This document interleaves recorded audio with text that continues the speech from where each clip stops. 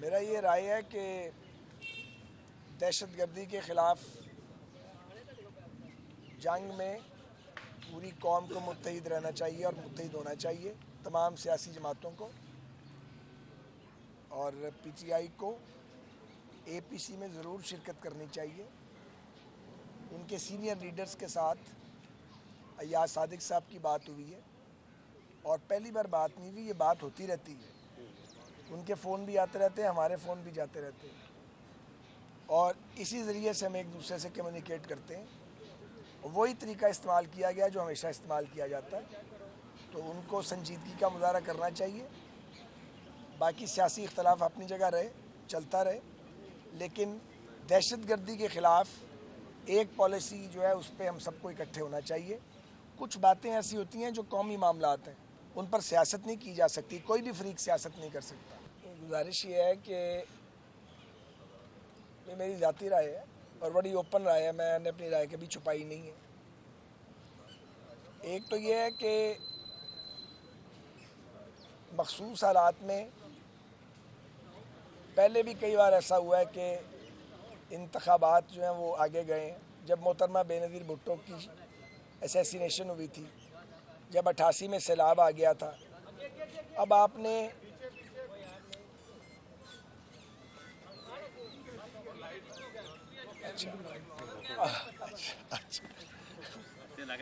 کیا لگتا ہے کہ میں نے منگوائی ہے مگر بھیجی آپ نے؟ اوکے، اچھا ٹھیک ہے۔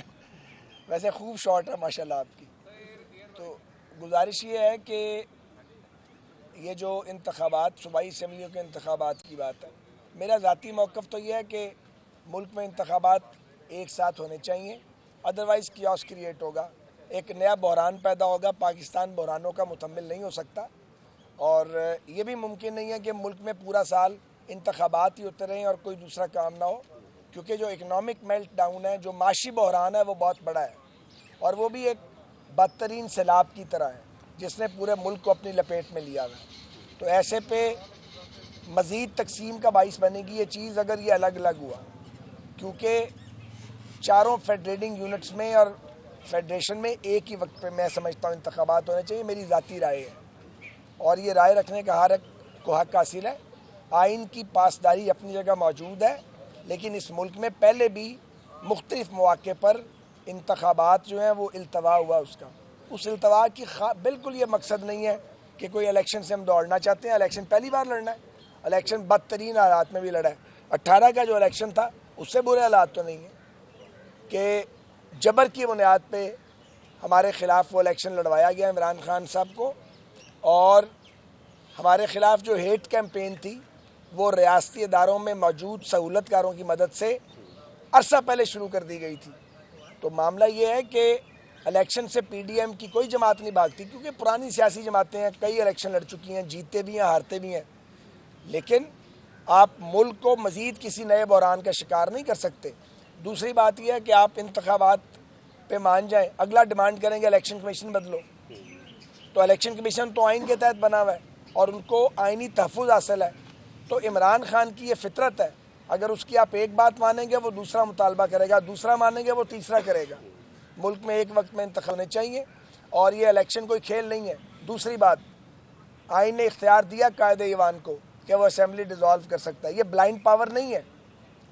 یہ نہیں ہو سکتا کہ ایک فرد جو ہے وہ بغیر وجہ بتائے اسمبلی توڑ دے، وہ وزیر اعظم ہو یا وزیر اعلیٰ ہو۔ آپ وجہ بتائیں، کون سے ایسے حالات تھے کہ پنجاب اسمبلی اور خیبر پختونخوا کی اسمبلی آپ نے توڑ دی؟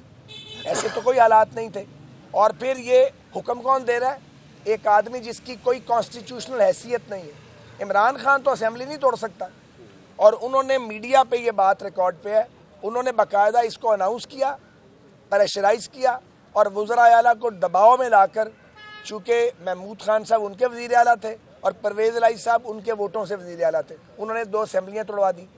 ادھر کسی کی نظر نہیں جاتی، وہ انہوں نے آئینی کام کیا، وہ مورلی درست ہے کہ اسمبلی کو اس کی مدت سے پہلے بغیر وجہ کے فارغ کر دیا آپ نے، اور پھر ڈیمانڈ کرتے ہیں جی الیکشن کرائیں۔ الیکشن اکٹھا ہونا چاہیے، اور پاکستان کے لوگ جو ہیں جن کے پاس اس وقت روٹی کھانے کو نہیں ہے، وہ الیکشن نہیں کھیل سکتے، سارا سال الیکشن ہی ہوتا رہے گا۔ یہ میری ذاتی رائے ہے اور بالکل ڈنکے کی چوٹ پہ ہے۔